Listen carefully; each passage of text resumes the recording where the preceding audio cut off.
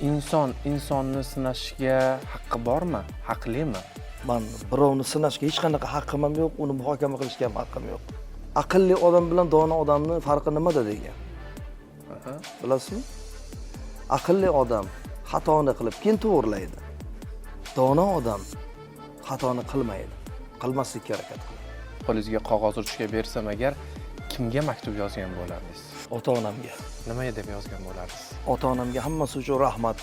Hech narsani o'ylamanglar. Men yaxshiman. Sizlar o'ylagandan ham ziyodman deb yozgan bo'lardim. Dunyoda eng baquvvat, eng boy badavlat inson bu ota-onasi tirik, bor, hayot.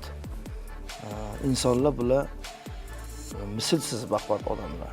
Shuning uchun tirikligida nima xizmati, nima himmati bo'lsa hammasini qilish kerak. Ularning faqat duosini olish kerak.